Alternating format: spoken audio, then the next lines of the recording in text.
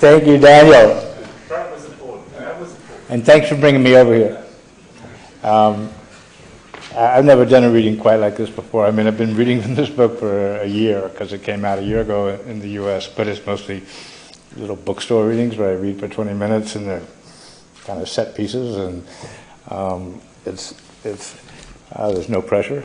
Now I'm like totally nervous and confused as shit, like facing this. And plus I have to fill 45 minutes.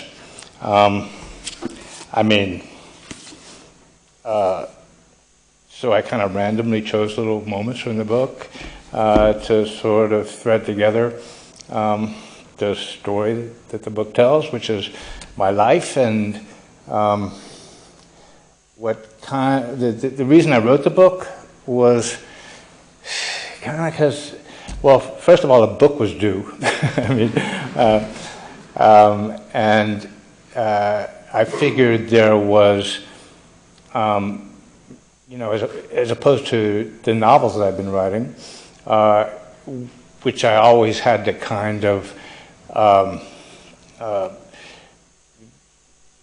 fake, pre-manufacture a plot for, by stealing some pre-existing plot. And with my life story, I figured there was a pre-existing plot. Didn't turn out to be that simple, but and I wanted to. I was just, you start aging and you begin to wonder what it all added up to. I was hoping that I could sort of compress it all into one object and get a picture of what I've been through, and so that's why I wrote the book. And I'm gonna,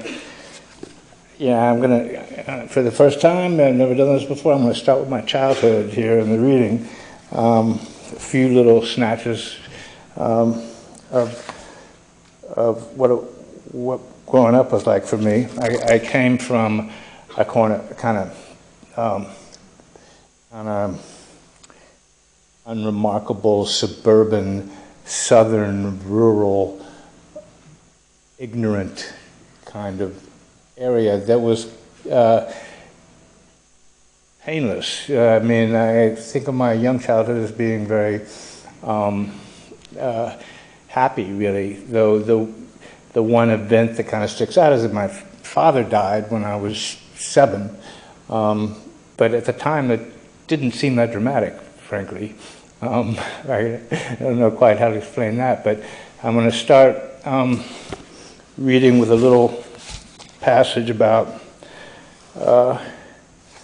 what things were like for me when I was 6 or 7, and then a description of that moment that I was just talking about. Kentucky, which is where I grew up, Lexington, Kentucky. Kentucky is riddled with caves, and my friends and I would go hunting for them. We found a few little tunnels tucked away in the surrounding farmland, openings into the ground that were wet and dark and slick, where salamanders lived, and into which you could squeeze and sit and then crawl deeper. Their entrances were often signaled in the fields by clumps of trees that had been left to grow because they filled a dip in the land that couldn't be plowed. We'd poke around in a crater like that, and sometimes in the rubble and undergrowth there would be an entrance. Inside, you'd find that good feeling again that's rare in adulthood, except maybe in drugs and sex, of dreaming and conspiring in a hideout beyond the pale. In memories, as in dreams, you often see yourself from outside as if it were a movie. That's how I remember the morning after my father died in the summer of 1957. I was 7. My sister, Babette, and I slept in beds against opposite walls of our room, which was next to our parents' bedroom at the back of the house. I see the scene from an angle near but above my mother's head, everything dim and out of focus, as she sits on my sister's narrow bed, the one closest to the door, looking down at me beside her. 6-year-old Babette sits on the edge of the bed too, on the other side of me, listening as our mother explains that our father has died during the night. We don't understand the situation very well, though we realize that being dead is supposed to mean he doesn't exist anymore. He is completely gone.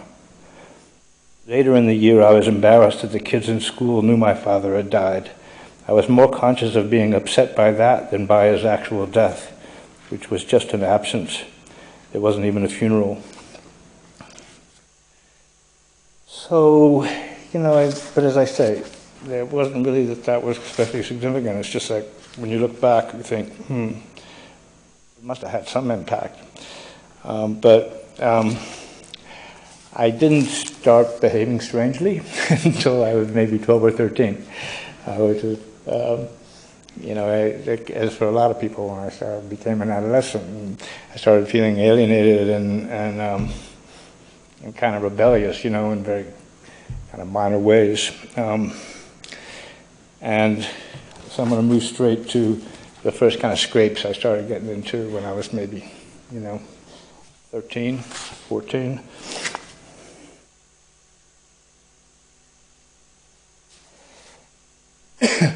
As clumsy and alien as I was after the age of 12, I was still a romantic hero inside. And I couldn't help wanting to force a reconciliation between the inner and outer, even if the result was grotesque. Sometimes as a kid, I would fantasize a life as an obese, bedridden recluse, managing the whole world like a spider in its web, sensitive to every tremor, instantly responding, a kind of prodigal Orson Welles or crazy Howard Hughes, haunted Superman.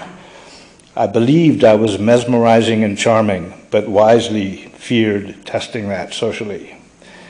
I started getting into low-grade scrapes with the authorities in the 9th grade.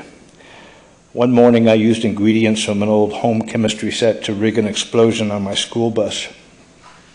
It was only noise and smoke, but I liked it. I was suspended for 2 or 3 days for that. Later in the year, I set up a cigarette slow fuse on a pack of firecrackers in a locker at school. The rapid popping was amplified into one long crashing boom by the metal box. My homeroom teacher leaped into the hall and jumped back, gasping, "The clock exploded!"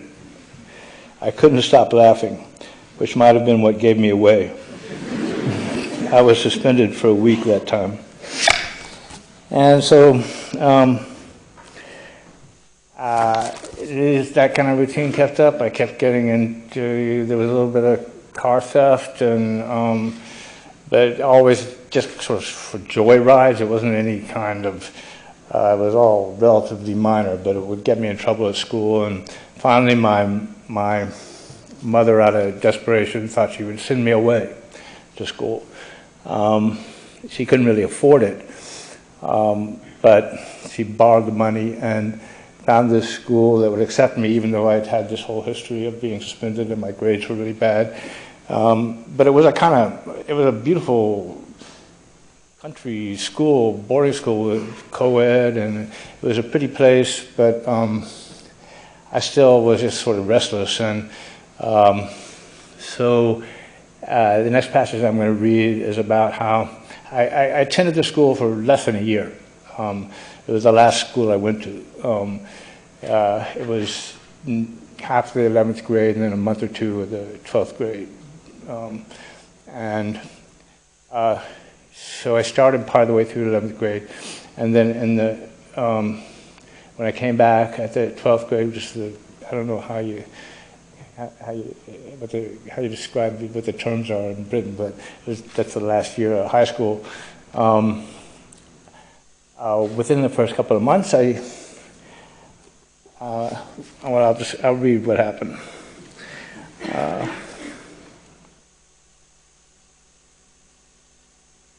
So I'm 16 years old and I'm back at school.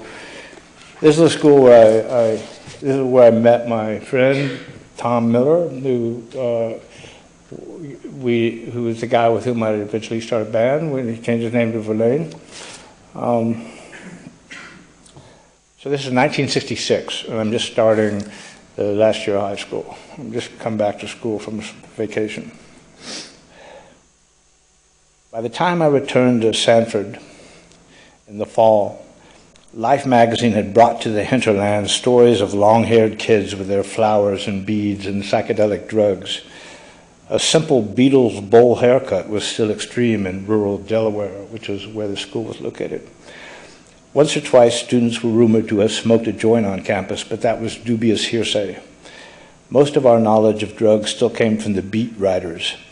Their drug use seemed exotic and sexy, even though their jazz and poetry-loving Zen party world had seeped through deeply enough that a whole class of people you had some acquaintance with more or less lived it.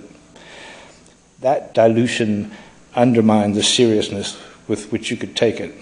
I couldn't respond wholeheartedly to the beat writers because there was that ubiquitous youth group who considered pocket copies of Howl to be a secret handshake, and I didn't want any part of that.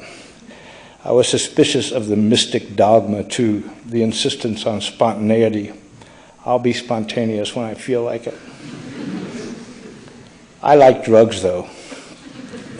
I like the instant getaway and the physical pleasure of both narcotics and then psychedelics and later stimulants. Yeah, earlier in the previous year, my friend and I broke into the clinic at the school and stole like a quart of codeine cough syrup from the big jug they had there, and we used to drink a cup of it before class every morning and like nod out in the back of class. I never did a ton of psychedelic drugs, but I started relatively early. I was the first person I knew who did any. I used some at Sanford in the first month of the 12th grade, which is, I was pretty retrograde to you guys. Like, these days, people are already, in rehab by the time they're 16, but this was 1966. I'd read in a magazine that certain morning glory seeds were hallucinogenic. They were easy to use. You only had to wash them and then grind them up. You needed a few seed packets worth, and they tasted bad, so you had to mix the powder with peanut butter or something, but that was all there was to it. So late one afternoon, I forced back a few packets of Heavenly Blues. It may have been the happiest day of my teenage years up until then. I was walking up the path towards my dormitory when I felt the drugs kick in. Waves of almost sexual pleasure that also felt like power and heightened naked perception. It was as if the drugs dissolved all the filters so that everything got perceptible and everything perceptible important. The classic cliche image of a person under the influence of psychedelics is the drug taker gazing at his hand as he waves it around in front of his face. What's happening is that he's seeing trails like comet tails of flowing stop motion sewn in the air by his fingers. They're not put there by the drug. If you swish your hands around in front of your face right now, you'll see the same thing. It's just that you don't usually notice it because it's not useful to notice. On psychedelic drugs, you notice it. You notice everything.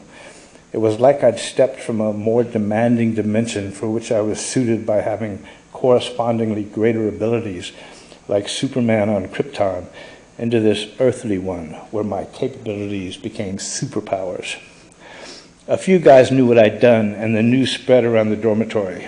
It was hard for me to talk because all the words sounded wrong and too final. There was also that drunken effect of feeling free, not just because I couldn't help doing what I was doing, but because I was aware that I was fucked up. I was aware that because I was fucked up, I wouldn't be responsible for whatever I did.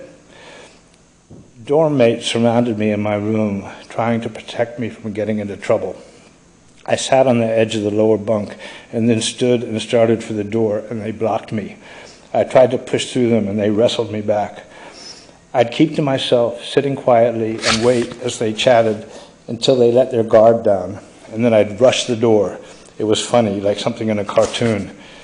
After a while of this, we were making too much commotion, and they had to let me out.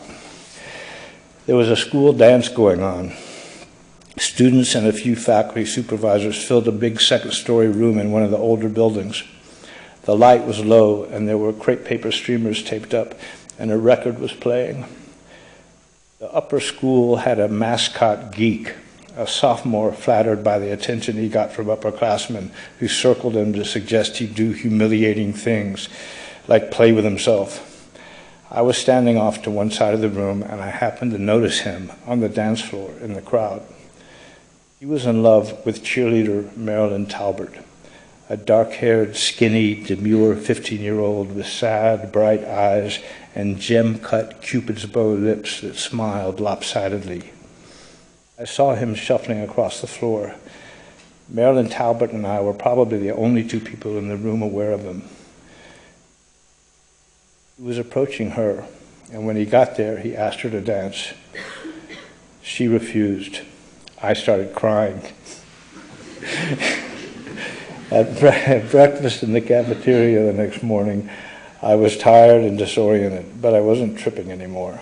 As I moved along the line at the steam tables, I felt all eyes on me. But despite my sleepy spaciness and self-consciousness, I felt free, cut loose. Something wasn't over, and there would be collateral repercussions, but I wasn't worried about them. I was just curious, even eager in a subdued kind of way. I felt good. Later in the day, I was called to the office of the headmaster and threatened with expulsion. I tried to cast the drug-taking as scientific investigation.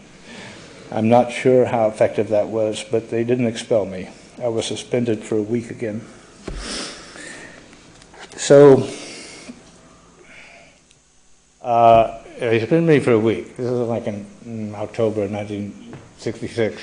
I came back to school after a week, and I was as if the entire school thing was just tissue thin. It just meant nothing to me anymore. And as I said, I've become really good friends with this guy, Tom. And within a few days of coming back, I realized that it was possible just to make something else happen. And so I suggested to Tom that we just take off and leave the school and start hitchhiking south. And he agreed. And so that's what we did. So I'm going to read a moment about that experience of having just disappeared from school, run away. The idea was we were going to head to Florida. We didn't know what we were doing.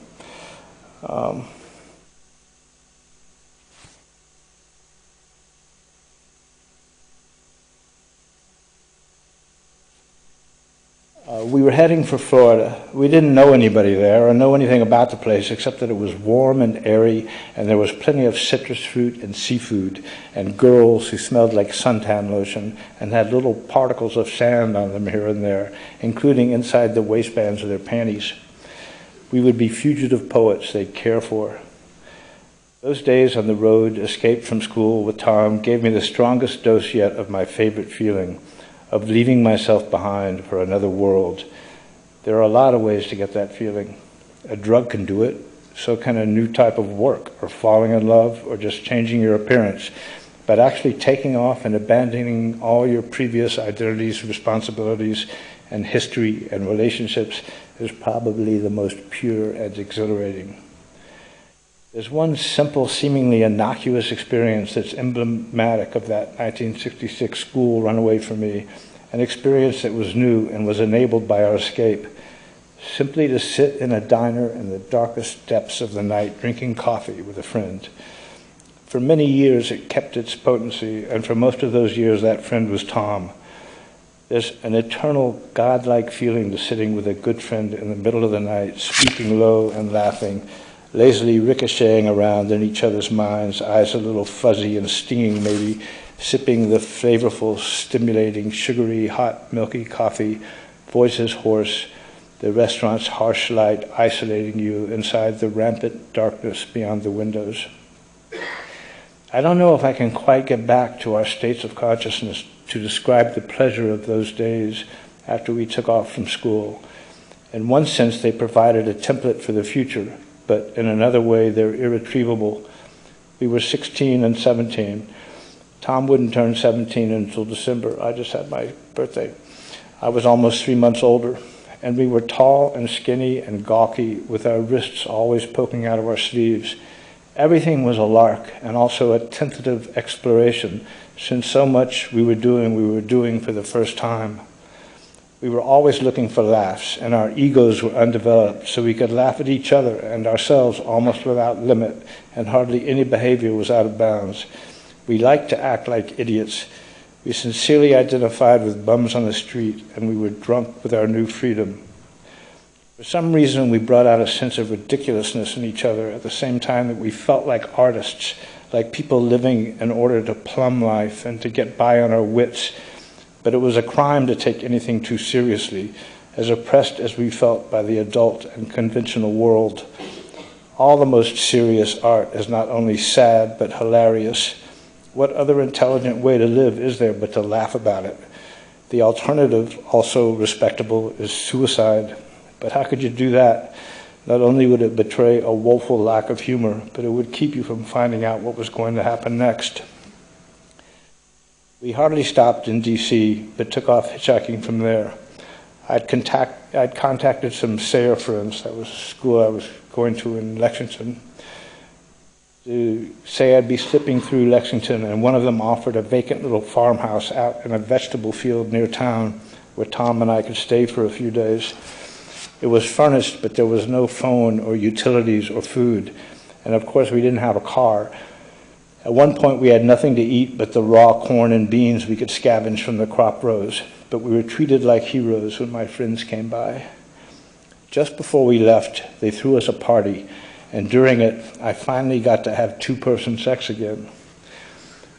I barely knew the girl, but she was pretty, and we both got drunk. It felt like how it must be for a soldier going off to war, or a rock star who deserves love for his type of noble sacrifice. We got the only bedroom to ourselves while people were drinking and shouting in the other rooms. It was dark in the bedroom, but I was so greedy that I asked her to let me look between her naked legs with a flashlight, and she agreed, the goddess.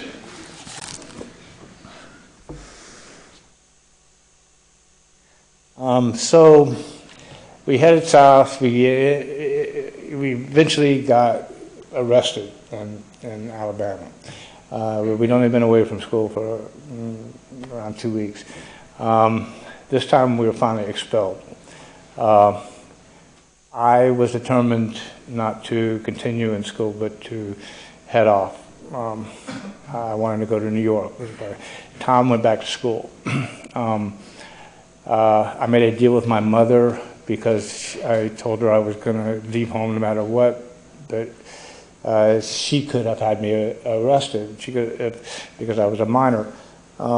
We made a deal that if I could raise $100, she, as a state, which was worth a lot more then than it is now, she'd let me go without calling the police. And it was at that time when I started really getting specifically interested in poetry. So I want to read this one little section about what it was like when I was just a kid and I got excited about poetry. You know, I was only back in school for maybe a month and a half before I'd raised this money, but with an after-school job, so that I was able to just leave home. After school, I was reading Dylan Thomas. For years later, I was embarrassed to admit he'd inspired me. He was so overwrought and, quote, poetic, unquote, his language all biblical and astronomical and anatomical. Saviors, radium, sun, tongues, fountains, nerve, bone, and concerned with big dramatic subjects, even if the poems didn't really make intellectual sense, but were more like music. Whereas the New York poets I eventually came to love were wise-ass goofs and collaging phraseologists, adorers of everyday details, never taking themselves too seriously. I basically haven't read Thomas since I was 18, but now when I randomly open his collected poems and find, today this insect and the world I breathe, now that my symbols have out-elbowed space, time at the city spectacles, and half the dear daft time I take to nudge the sentence. In trust and tale I have divided sense, slapped down the guillotine, the blood-red double of head and tail, made witnesses to this murder of Eden and green Genesis. I have to say it gives me a kick, and I can detect in myself that 17-year-old's reaction to it, of wanting to see what I could do in little word compartments on the page like that. Now that my symbols have out-elbowed space. Oh yeah, really. I can't remember what led me to Thomas, but I was always reading and had always gotten a lot of mileage out of words, incoming and outgoing, and he was a notorious icon of the kind of life I imagined for myself. A guy who spun himself out of his head into women's beds and headlines and a general orgiastic existence, living by his wits without going to school and working a job, and left a trail of songs of it, pretty songs of thanks and praise and tears and nonsense, souvenirs of his discoveries and losses for everyone to enjoy and ponder and live with him. When I got tired of that poetry, it was because it came to seem like overblown mystification and drama, like fog machines at a rock concert, taking what was probably only a vague little idea or quasi-insight per poem and decorating and declaiming it Robert Plant style, not with the mystery of being too profound for clear words, but rather the vagueness and insubstantiality of the original idea being further distanced and obscured by preacherly howling and growling. Okay, so I went to New York.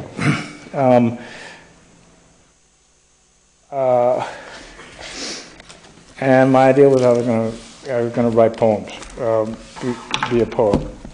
I was there scuffling, moving from apartment to apartment, working 1,000 different jobs for a couple of years before Tom came to New York also.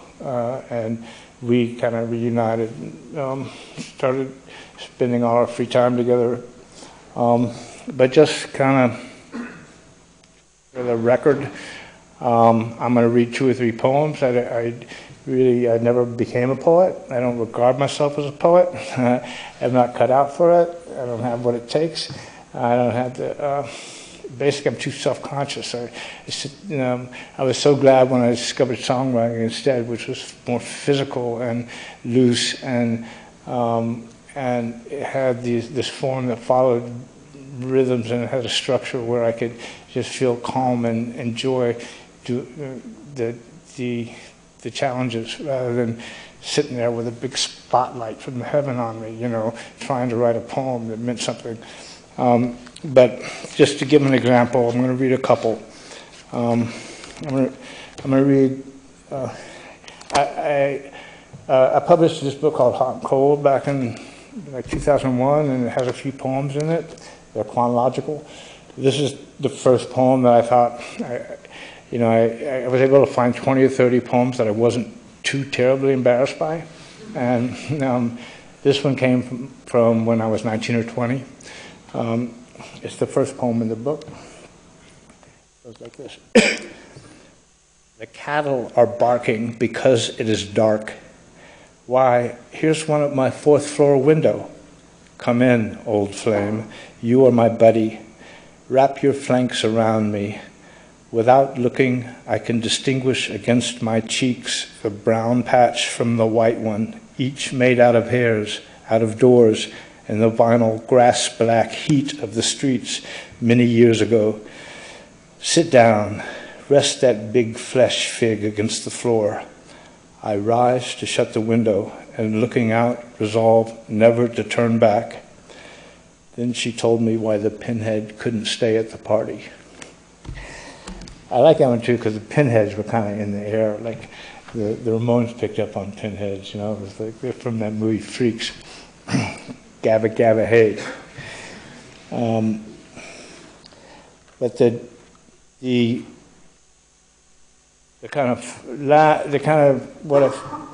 kind of moment in writing poems that I felt was sort of my graduation as a poet into songwriting came also in collaboration with Tom. As I said, he came to New York, and we kind of resumed our old ways and spent all of our spare time together, and we would write poems together. It was just a recreation. You know, we didn't have a television. And when we got tired of reading and walking around at night with a bottle of beer or like a quart of ice cream and a typewriter, we start handing the typewriter back and forth and take turns writing lines. After doing that for 4 or 5 poems, I started getting this idea because I saw that the poems that we were writing sounded like neither one of our separate poems. They had kind of, but they were consistent. It was like a third sort of voice going on. So I got the idea. At the time, I'd been publishing books and magazines. I had a little printing press, and I got the idea of creating a book by this character who I saw emerging in the poems that we were writing. Tom had the idea of making her a girl, and I thought that was a good idea. We could kind of like exploit the popularity, the like new feminism, make a killing, and so we did. We wrote this whole series of poems. I edited them, and I created a photograph of her by putting each of us on wigs and makeup and having a photo taken at, we're framed the same way, and then making a double exposure to get this face. Actually, you can see her. Her name was Teresa Stern, we decided. I'm going to read 2 or 3 of her poems. It was basically, I went from there into doing music.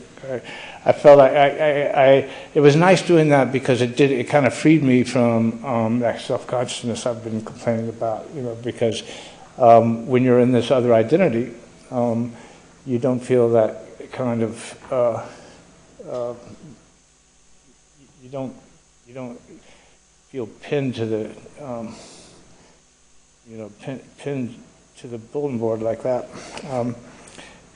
And I made up a biography for her. And it said, Teresa Stern was born on October 27th, 1949, of a German Jewish father and a Puerto Rican mother in Hoboken, New Jersey, directly across the Hudson from New York City. She still lives there alone, where all the poems in this book were written over a 4-month period in the summer and fall of 1971. That's when we wrote this. We were both like 21 years old. She has since devoted that of her time not spent in flipping coins to composing a love story, Thin Skin. It describes the murder in 10 chapters fired by Teresa of her closest friend. Want to go out? The name of the book is a question often asked on the streets around the cheaper bars in New York and Hoboken, which is, which you would probably get if you lived in New York, was the sort of thing that hookers said when you were walking on 3rd Avenue. Want to go out? This is the first poem in the book. Stars, why did you describe me? You could have had a tree for a tattoo. Why did I have to be these colors? It's an ulterior motive, this 3D nothing. I loved him so much, but I accidentally dropped an electric toothbrush into my cunt and fried his Johnson. My box of chocolates starts singing, "This is my father's world," and I ram a tooth into the baritone nougat. There's another one. As I walk around in your body, talking becomes breasts. Nothing ever made me so grateful. Oh, as I tumble off like a leaf from a dog, I gradually wake up surprised to be so innocent on your floor. I drop down tenderly from a shy glance. Everywhere I am a foreigner in the distance, walking in the opposite direction, continually slapped senseless by love. I have no flesh, but wear 2 flamingos. Unhurt, I simply leave a trail of pink feathers, ridiculous blossoms. Here's the last one in the book. The stranger and the moon are good buddies. The stranger is a puddle, and the moon is the moon's reflection in the puddle. This is as close as we poets can come to life. I depend upon your mercy as a goose upon a cigar. Close this book, I scream, and come look me up so we can fuck as long as I don't have to talk. I'm not about to pay any of my debts ever. Bored by Beethoven, you should know what it's like to be built inside a little bottle out of wood. The stranger has a cigar and is observing geese pass across the moon like an intricate model ship or symphonic violins, and all I can do is dream of mud. Oh, mud, mud.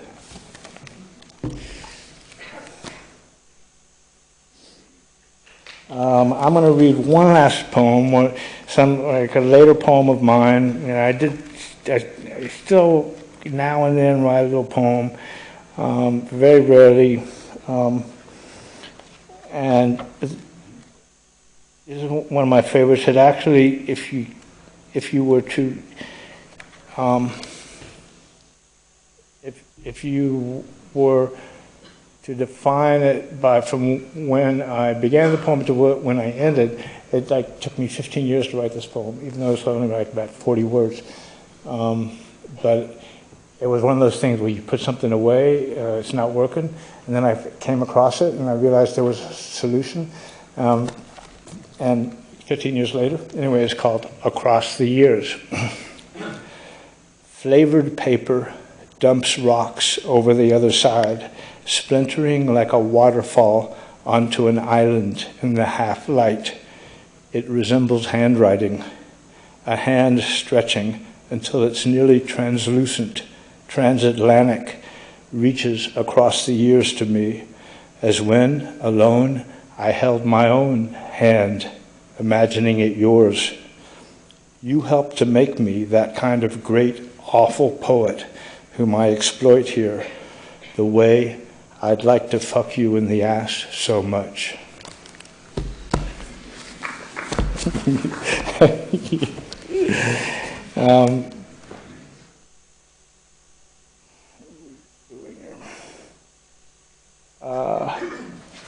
So just about that time, that was, that I actually brought that book out in 1973. I first tried to get like a major publisher. I pretended I was a literary agent and wrote a letter, and then sent the manuscript out all over town, and it was, of course, rejected by everybody. So I did it myself in my little printing press. So it didn't come out until 2 years after we wrote it, 1973. By that time, we'd been to see the New York Dolls. Patti Smith was giving readings where she wouldn't really sing, but her poems were very rock and roll oriented. She talked about rock and roll bands, and they were really rhythmic, and she was really charismatic and dressed in this style that was like about, that made a statement. And the Dolls were really exciting, not just because the shows were the shows were like parties, but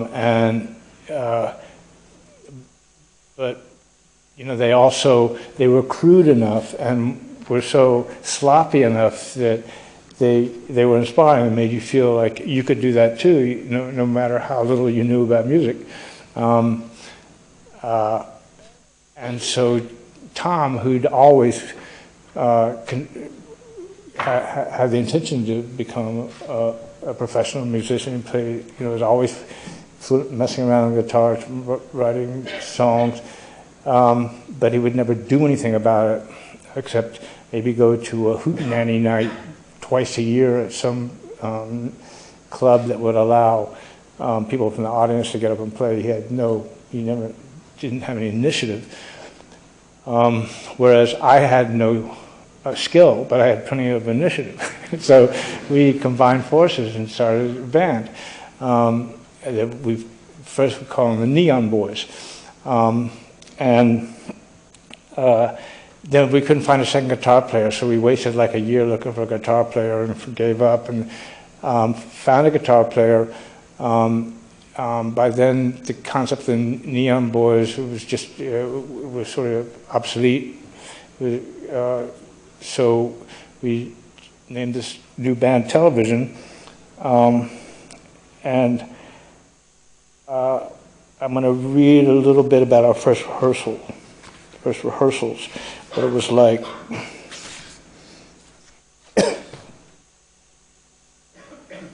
The power and beauty of it was unimaginable until then.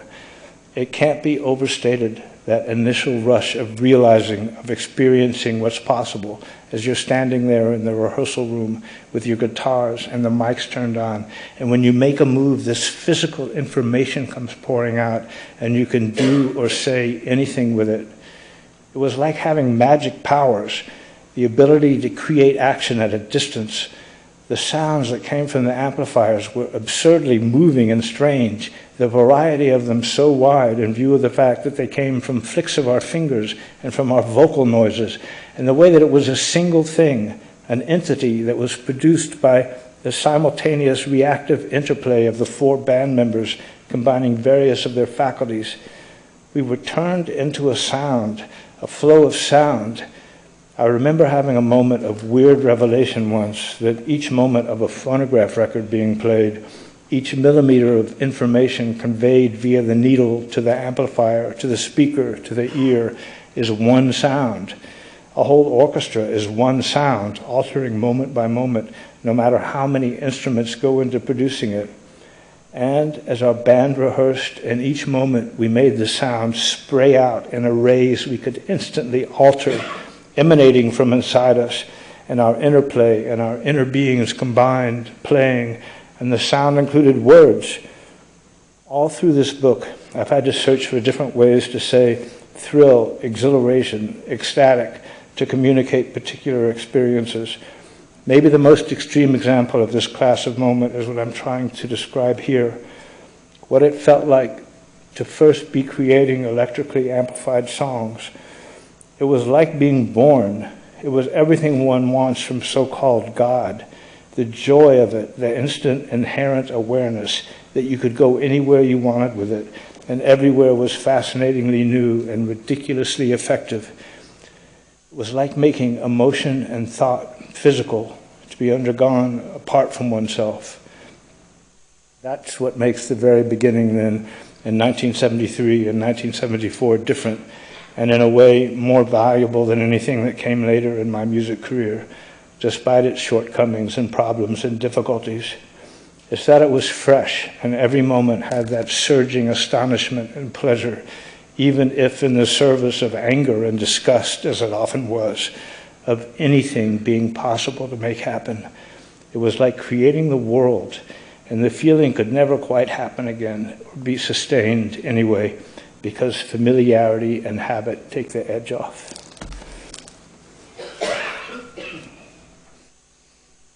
Okay,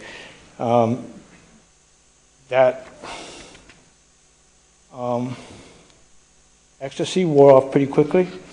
By the time we played our first, made our first public appearance, as a matter of fact. So I have a little passage about that.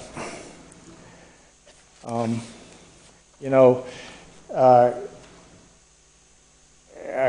consider reading, but I don't have time really. We played our first date in 1974. All the sort of personal appearance, all the way the hair was shredded and the clothes were torn and safety pins putting them together and stuff drawn on T-shirts and stuff. That existed from the beginning there. I'd sort of thought it through. Part of what really excited me about starting a band was realizing how the songs were the essence of it, but there were all these other means of communication. from your facial expression to your clothes and your haircut, the way your posters looked, and what you said in interviews. It was really, to me, that was really stimulating and exciting to realize that and to think through and conceive how you wanted to use all those means of communication and have them be consistent, to have everything that you did mean something. So all of that stuff was in place when we first started playing there in 1974. March 2, 1974, the room was well filled, though a lot of the crowd was invited. We were all nervous. There was a tiny room off to the side of the stage where we waited to go on. I had a couple of drinks. In those days especially, my performances took place in a puppet realm where everything I did originated in electrical nerves from which I dangled and projected. My behavior was a combination of extreme deliberation and complete loss of control. I liked to obliterate myself with the volume and relinquish myself, devote myself into the stage lights as if they gave me privacy.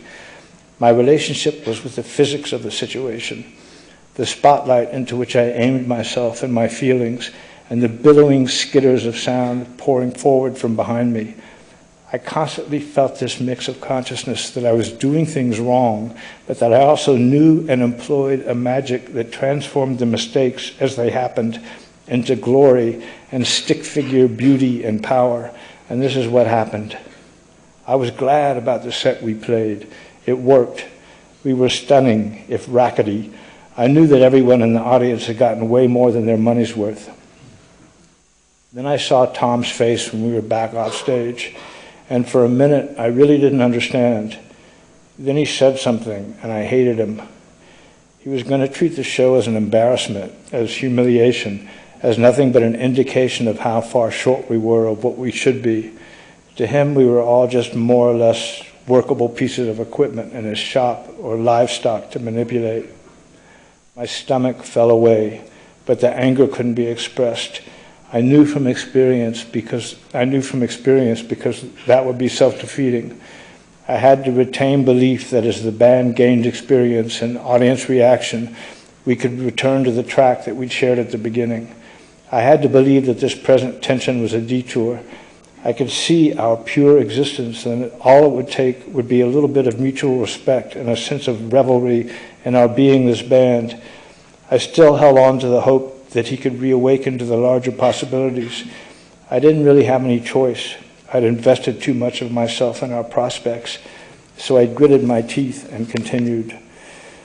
It's true that the band sounded ragged, but this was something that had also been said of the early gigs and often the later ones of the New York Dolls and the Stooges and the Velvet Underground. It was something that I positively liked in the band. It's true of the Stones' Exile on Main Street sessions too, or in some of their early singles like Who's Driving Your Plane or 19th Nervous Breakdown. Another band whose sound I'd always loved was Smokey Robinson and the Miracles, especially on a track like Goin' to a Go-Go, which sounds like it was recorded in an alley, the band banging on cardboard boxes and garbage cans. I love a racket. I love it when it seems like a group is slipping in and out of phase, when something lags and then slides into a pocket, like hitting the number on a roulette wheel, a clatter like the sound of the Johnny Burnett Trio, like galloping horses' hooves. It's like a baby learning how to walk, or a little bird just barely avoiding a crash to the dirt, or two kids losing their virginity. It's awkward, but it's riveting and uplifting and funny. In a way, it's the oral representation of that feeling that makes the first time people feel the possibilities of rock and roll music in themselves, the benchmark of hope and freedom and euphoria. But that's not what Tom was interested in anymore. He heard these crystal clear, crisp, sweet guitar suites of highly arranged series of time and dynamic sections in his head, and they were about specific parts constructed for effects where everything was subordinate to what his guitar would be doing. It was all about his composing and playing rather than any other value of the material or band.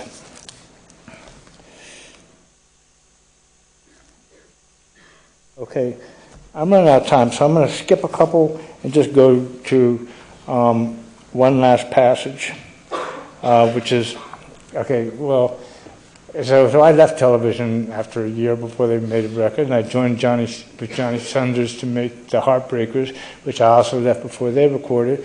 And then I started a band. It was kind of ironic because I realized basically, similarly to Tom, I realized that I just had to have a band that I could completely control. So I started a band, Richard Hell and the Voidoids, and the book describes us coming to England and touring with the Clash, and I've been to the Sex Pistols, and it continues up through till 1984 after I made my second album, and you know, I became a drug addict, and it was kind of debilitating. And I finally stopped using drugs in 1984, and I left music at the same time. But so I'm going to read this one last passage, which is kind of sweet in its way, that is about a moment that happened during the Heartbreakers period, but also it sort of covers the general subject of the women of CBGBs.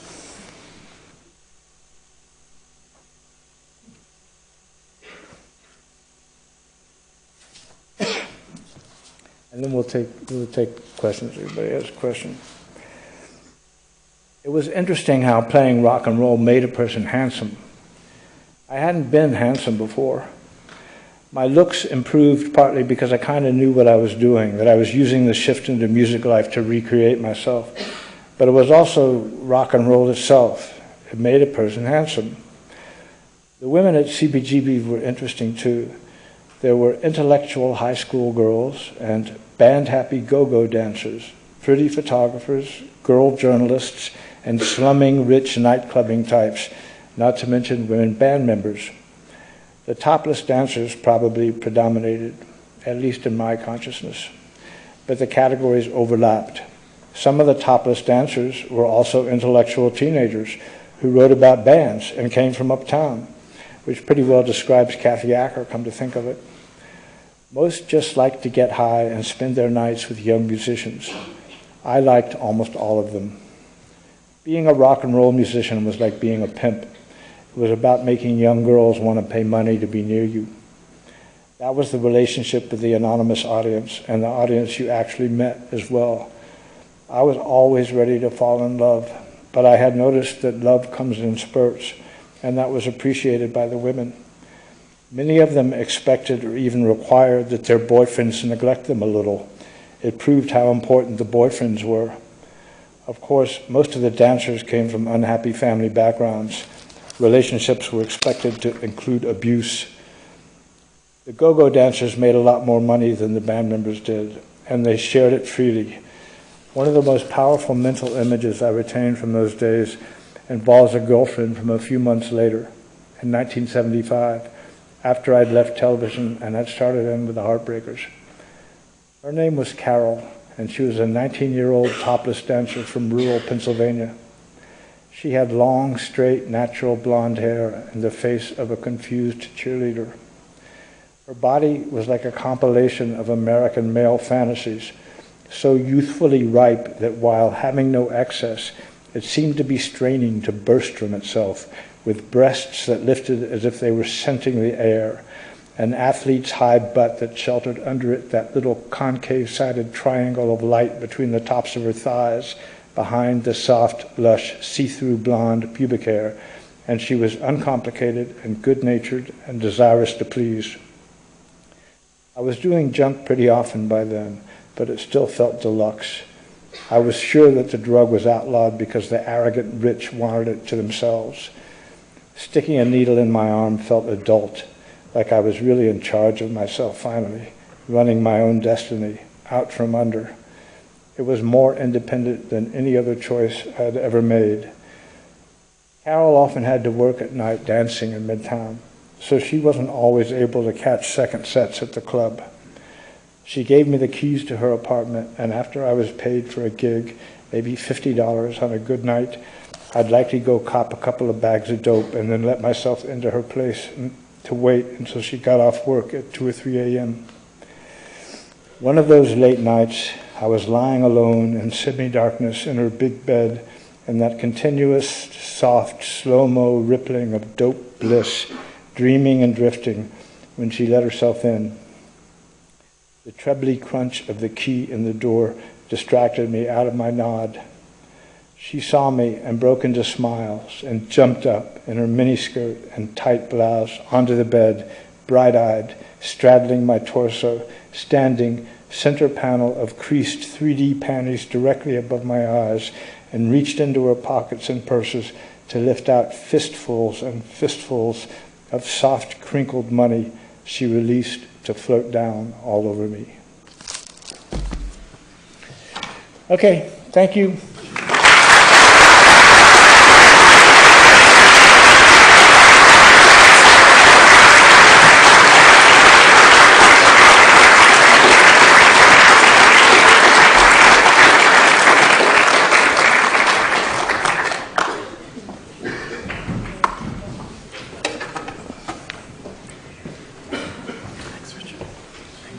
We're going to have some time to do question and answer. If we could open it up to students, please.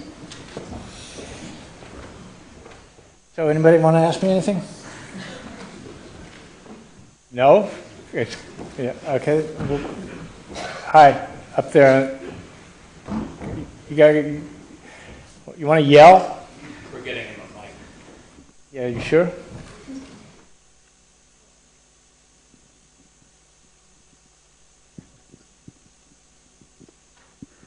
Hi, can I start by saying how much I enjoyed your talk? I thought it was fantastic. It's very inspirational. You spoke about Dylan Thomas being a big influence on you as a child, and today on our English literature course, he's classified by academics of kind of your generation and older as eco-poetics. As what? Eco-poetics. What kind of poetry? I can't understand. It's kind of like you were talking about big concerns and taking on big subjects, but eco-poetics is a genre where it talks about ecology. Back to yourself, I wondered, even though Dylan Thomas was a childhood influence, from what I've gathered from your work and your sort of reaction against the beats, do you believe that music and writing should be something that addresses issues head on, or do you think it should be something personal, or do you think the best stuff should be a combination of the two? Addressing issues or else versus personal? You mean like political issues? Is that what you mean? Any kind of issues, any kind of issue of the day. I don't think there's any limits. You know, you can do anything whatsoever you feel like doing in any kind of writing. It just has to do with what your preoccupations are and what your intentions are. I mean, I don't have a dogma about it. To me, art is just about kind of stimulating the faculties. And there's a lot of faculties. They even have smell-o-vision.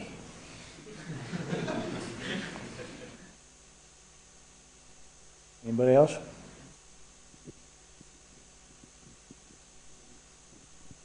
I read somewhere that your original punk haircut, which Malcolm McLaren ripped off, was inspired by the French poet Arthur Rimbaud. Oops, I can't pronounce it properly. And that Paul Verlaine's surname came from his lover. Tom Verlaine's surname came from his lover, Paul. And I wondered how much these French poets influenced your input into the early punk movement. Well, first of all, it's not true that Rimbaud had anything to do with the haircut. I kind of touch on that in the book because I give this whole passage to the sort of intentions and the origins of various the sort of styles of a personal appearance got associated with punk that I had something to do with. And no, the haircut came from a kind of analysis where I looked at, I tried to figure out, I looked at previous rock and roll haircuts, and I figured there were two main ones, you know, the two really significant ones. One, there was Elvis's dovetail, and then there was the Beatles' kind of bowl cut. And thinking, you know, and I'm not going to go through the whole routine, but the Beatles thing, you know, it had a lot, it signified a lot, you know, it had this mixture of because it was sort of the haircut of the children of their generation, like you know, like when you were 5 or 6, you'd have a bowl haircut like that. But at the same time, once you were a grown-up, being a long hair meant sort of transgression. It was thought of as, okay, you know, that's female, or else it's you know, bohemian. So it had that mixture of like this innocence while at the same time being sort of crossing the line into you know, dubious territory. And that made me think of what haircuts were like when I was a kid. And when I was a kid, they were like, in America they were called butch cuts or crew cuts. They were almost military. It was just like, it's kind of uniform short hair, like, but really short. But when you're a kid, you don't like going to the barber. So they would start getting raggedy. And so I thought I would do an extreme example of that. But it was also mixed up with that you couldn't get a barber to do that. I mean, it was just like this, like blind shearing, cut, you know, short, but in these thatches and shit that, I mean, a barber wouldn't even know what you're talking about. You had to do it yourself. And it was also kind of criminal because you couldn't have an office job with a haircut that looked like that. I mean, it was something that sort of said, you know, I'm outside. So, yeah, that's how the hair came about. Then you asked about poetry, about French poets. Yeah, I mean, probably yeah, that was the writing that I identified with most when I finally found something that I could really fully get behind. But the guy, I loved Baudelaire. I like Rimbaud, but both Baudelaire and especially Lautréamont meant the most to me. Lautréamont being this guy who wrote in the middle of the 19th century, who came from Argentina, but was from French parents and moved to Paris as a young man, and wrote this one book, or 1.5 book called Maldoror. Then he published a little book, Poesies. But Maldoror was sort of the origins of surrealism. He was an inspiration to the surrealists and wrote the first pure, crazy, genuinely surreal writing, and it was totally anti-human. It was against the romantic and against all sentiment, and was just wildly inspired and hilarious because it was so crazily shocking. The extremes to which he went. It was really brilliant writing. And he died at, I think it was 23, and it's speculated that it was suicide, but he was so obscure at the time that, you know, they haven't really been able to trace much about his life. Okay. Hi. There you go. Can somebody? Oh well. Okay. You're next. Hi. When you were saying, like, obviously your like original haircut and stuff was all very much like do it yourself and things. When you see things in like modern day where you can buy so-called like punk jackets from Urban Outfitters and stuff, do you think that's like hijacking punk and it's something inauthentic, or is it something that you just think is nothing to do with the original sort of punk style? This one I didn't get at all. Like, is Urban Outfitters co-opting that look, some kind of sign that Some kind of sign of what? Like if Urban Outfitters taking that punk look and making a commercial of that. Well, I saw that in 1977. I mean, I remember walking past Macy's in New York, and there were torn T-shirts in the window on mannequins. But you know, I mean,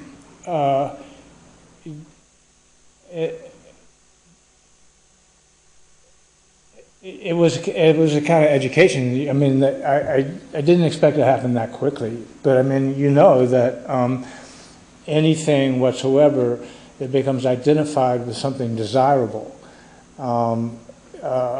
it gets glamorized in any way, will immediately be adopted for profit by people who are out to make a profit. That's just how things work, you know. So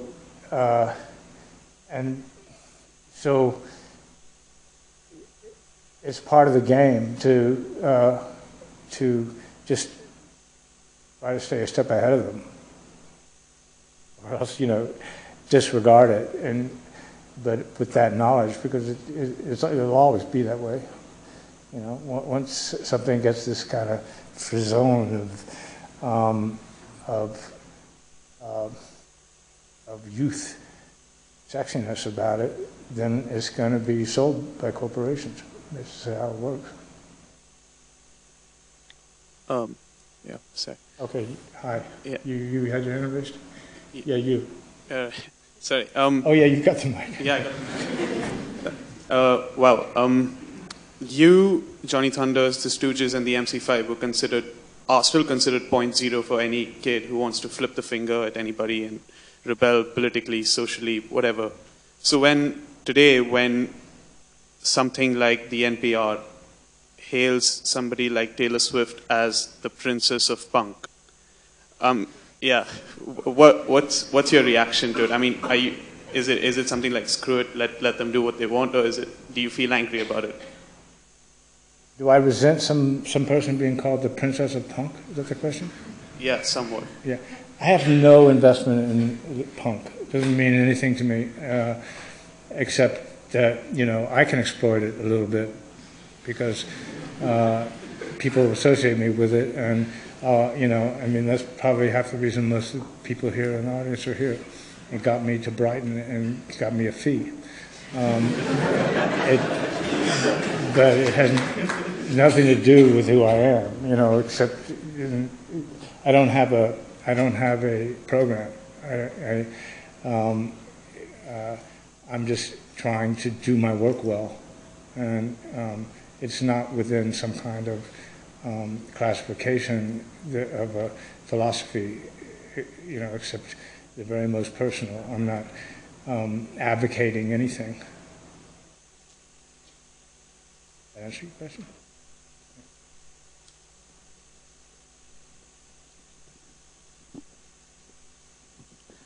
This is about you saying that you weren't musical at all. So do you feel like you just sort of fell into playing bass, or did you think it was the easiest thing, or what? Just trying to work out when you first started television, like how you worked with that if you weren't musical at all. How did I end up in music, not being musical? Well, how did you end up playing bass specifically? Because obviously you really mastered that. Like, did you just go into it like, okay, we'll just do this, let's try this? How what? Like, why the bass specifically? Oh, why the bass? Yeah. Oh, yeah. Oh, yeah, that's easy enough. Because because Tom told me it's easy to play bass. You know, for the kind of material we were going to do. You know? Yeah.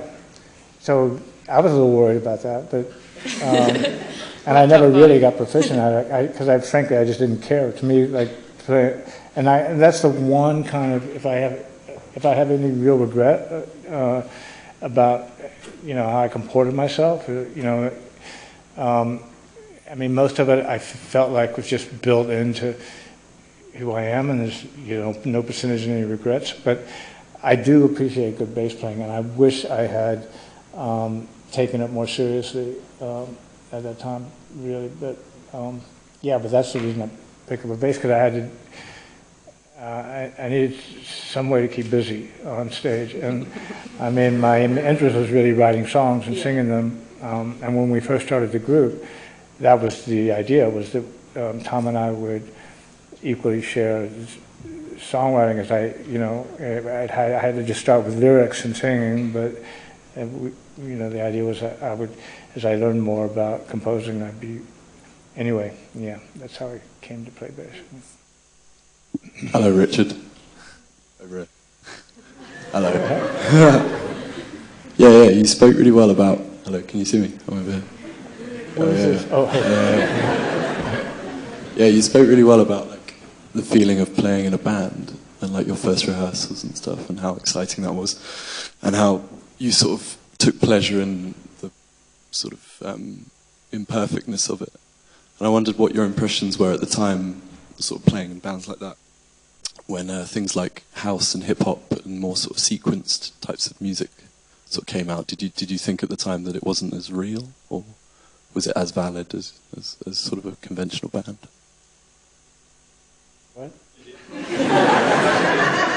Like when hip hop came, when hip hop emerged, when house music emerged, the sort of sequence nature of that. What did you think of that? That's fair. That's fair. Yeah. Oh yeah. I've never really been able to get started with hip hop. I mean, I'm completely ignorant about it. I mean, when I hear something now, I'm sometimes blown away by the the imagination and the complexity and the beauty of some. But I back in those days, it just didn't work for me at all when I was first starting out. And anyway, I was preoccupied. To put it kindly. So you didn't have any interaction with sort of the Bronx scene or anything, or even like the loft parties or anything, like in terms of like dance music and things like that. Like, did you hang out with Larry Levin? Yeah. Did you hang out at the loft? These disco type situations. No, I mean, I basically after 1979, I didn't leave my apartment.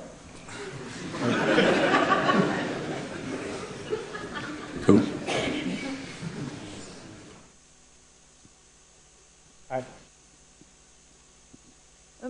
I was wondering if you had an opinion on bands like television, for example, who are still playing now. Do you think it's a good thing, or do you think they should have stopped years ago?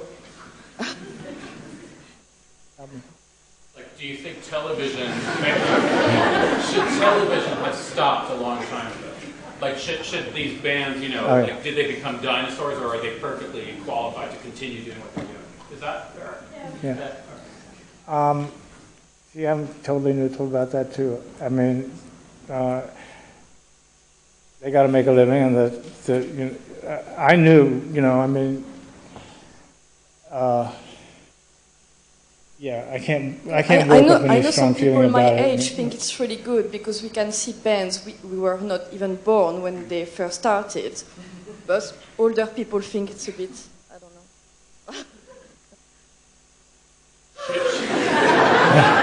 It's like Mo and Curly or something. Like what? Yeah. I mean, like, should old guys play rock and roll? Right. Well, I think, I just don't have anything invested in that. It's like live and let live. I don't care. I mean, I wouldn't want to do it. I don't want to do it. I mean, I've gotten, I get asked to, and every once in a while I will sing a song if I feel really guilty that people are coming and they're not getting what they expected. I'll do a guitar player and I'll sing one number. Sometimes it's fun, but I went to see Iggy 5 or 6 years ago, and that was a knockout show. It was fantastic. Then you see other people and they don't pull it off so well.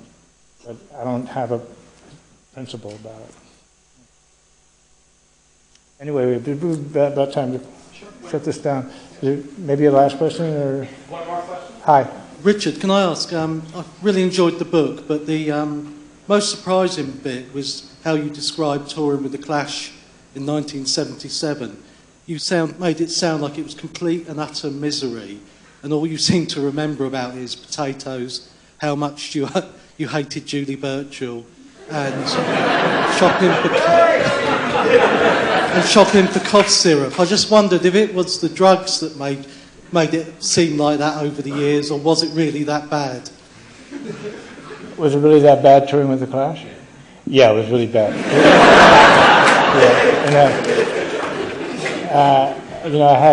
I had a lot of forces to contend with, internal and external, and it